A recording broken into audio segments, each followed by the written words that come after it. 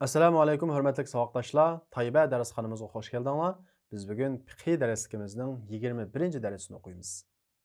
Biz bugungi darsimizda Salatul Aydayn, ikki hayit namozi haqida to'xtalamiz.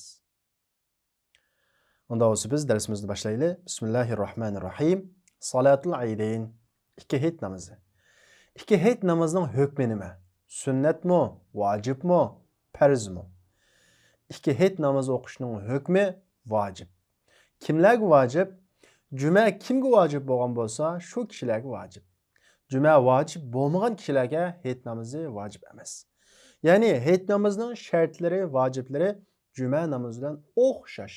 Faqat o'xshamaydigan bir yeri xutba. Xutba hayit namozida namozdan keyin bo'ladi. Jumada namozdan ilgari bo'ladi. Xutba jumada rukni, ya'ni bo'lmaydi. Xutba bo'lmasa juma namozi bo'lmaydi. Ammo hayit namozida sunnat. Ya'ni xutba o'qilg'isiz qolsa-mu hayit namozi ado topadi. O'xshamaydigan tarafi shu. Qolgan boshqa hamma tarafi shu o'xshash. Shunga shurut, uning shartlari kullama huwa shartu wujubul jum'a va jawaziha fa huwa shartu wujubi salatil aydayn. Juma namozining vojib bo'lish shart bo'lg'ini va joiz bo'lganlarining hammasi o ikki hayit namozining vojiblik shartidir deydi. Masalan, minal imom val jamoa val mis val vaqt. Kimning imom bo'lishi, qancha odam bilan jamoat bo'lib o'qilib bo'lganligi. Ya'ni jumani qanchadan bo'lsa jamoat bo'lamiz? 3 odam bo'lsa, imomdan boshqa. Hayit namozi shunga o'xshash. Shundaqla hayit namozini Misr, ya'ni shaharda o'qiladi. Shahar degan nimatda eng cho'ng masjidiga namoz o'qish taklif qilingan kishilarning hammasi yig'ilsa, patmasa, bu shahar hisoblanadi. Mushundaq shaharlarda o'qiladi. Yezilarda, ya'ni eng cho'ng masjidga hamma odam yig'ilsa, patadigan yerlarda o'qilmaydi. Vaqt, masalan, xuddi juma namozining vaqti bo'lganga o'xshash, hayit namozining vaqti bor. Juma namozini vaqtidan keyin o'qig'ili bo'lmaganga o'xshash, ya'ni qazosini qilg'ili bo'lmaganga o'xshash, hayit namozini qazosini qilg'ili bo'lmaydi. Ya'ni vaqti chiqayotgandan keyin qazosini qilmasa bo'ladi.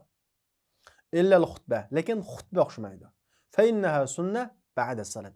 Birinchidan hayit namozida xutba sunnat, ikkinchidan ba'da salat, namozdan keyin bo'ladi. Walau tarakaha, navoda tashlab qolsa, jazat salatul ayid. Hayit namozi ado topadi. To'g'ri bo'laveradi. Undan keyin sunnatlari cho'disi sunnatlari hayit kechisini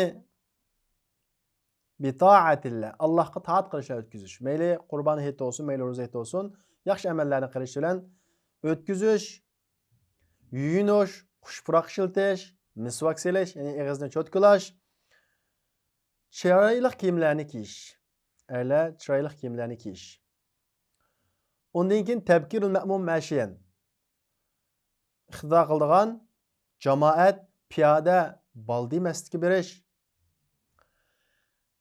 Ro'za hayitda namozdan ilgari bir narsa yeyish, bu sunnat. Qurbon hayitda namozdan qaytgan qadar bir narsa yemaslik, bu sunnat.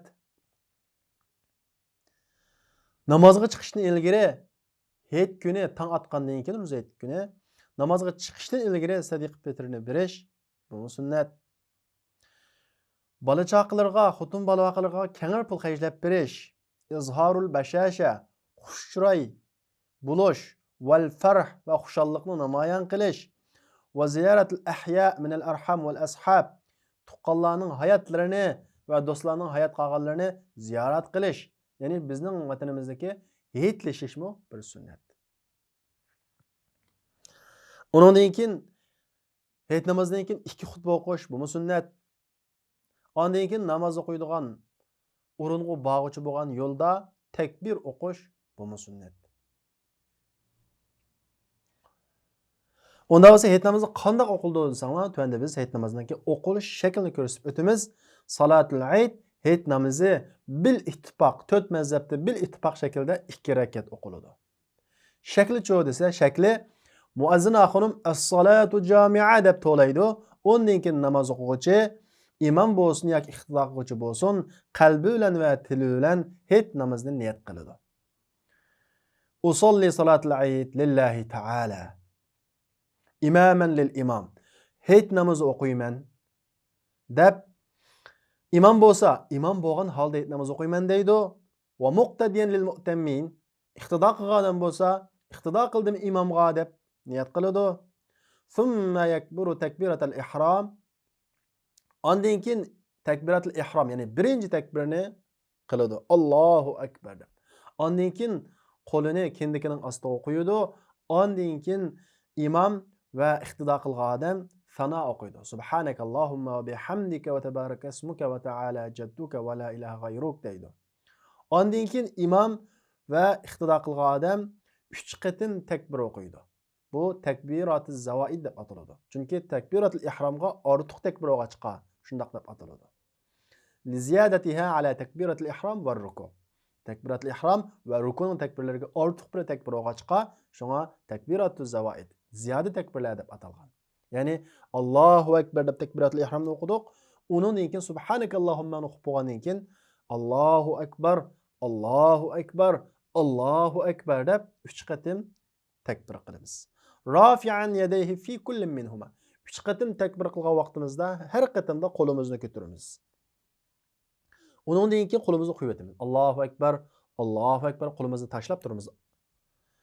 Va yaskutu ba'da kulli takbira. Miqdar 3 tasbihat.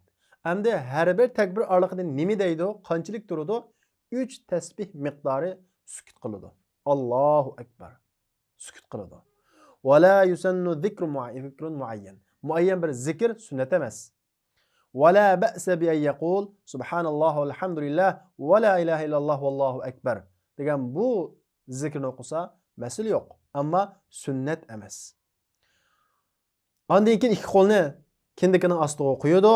Ondan keyin imom a'udhu billahi minash shaytonir rojim bismillahirrohmanirrohim ni maxfiy deb, ondan keyin sura Fatihani ulug ovozda o'qiydi. Undan keyin sura o'qiydi. Sabbih ismi robbikal a'lani o'qish. To'liq o'qish mustahab. Ondan keyin ruku qiladi, iqtido qilgan odammi ruku qiladi. Demak, bir rakatni o'qib bo'ldik. Fa iza qama lirrak'ati thaniya, ikkinchi rakatga turgan vaqtimizda Bismillahirrohmanirrohim, ondan keyin Fatiha, ondan keyin bir sura o'qiydi imom xonim. Keyin to'g'adim tinchaydi. İkinci rakatga sura G'oshiyani o'qish sunnat. Ondan keyin imom Allohu akbar deydi. Ya'ni sura Fatihadan keyingi surani o'qib bo'lgandan keyin Allohu akbar deydi. Iqtido qilgan odammi Allohu akbar deydi. Bu 3 qatim deyiladi. Ya'ni rukuga berishdan ilgari Allohu akbar, Allohu akbar, Allohu akbar, undan keyin Allohu akbar deb rukuga boradi. Buningdami ma'rif al yadayn, ikki qo'lni qanday qiladi? Ko'taradi. Xuddi birinchi rakatga o'xshash. Ondan keyin shu ikkinchi rakatni oxirgachilik, salomgachilik davomlashtiradi. Mana bu hayit namoz o'qishninki shakli. Endi hayit kunisi, ya'ni masalan Qurban hayit kunisi, Arafat kuni bomdod namozidan keyindan boshlab Qurban hayit kunisi asrgachilik takbir o'qish bizning Hanafiy mazhabda vojib.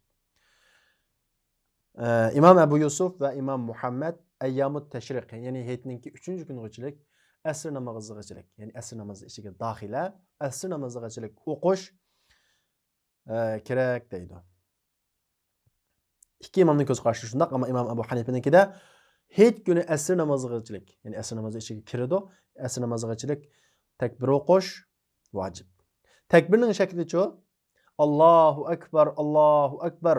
La ilaha illalloh vallohu akbar. Allohu akbar, Allohu akbar. Valillahil hamd. Mana bu shu takbirning shakli. Unda bo'lsa o'qdoshlar, mana bu hayit namozininki shakli va sunnatlari va shartlarini sizlar shu juma namozining shartlarini bir qayta qarab olsanglar bo'ladi. Unda bo'lsa o'qdoshlar, bizning bugungi darsimiz mush yerda oxirlashdi. Kelarki soatlik darsimizni ko'rishaylik. Assalomu alaykum. اطلب العلم أخي فهو درب به نور به ترقى به تحيا عالما حرا فخور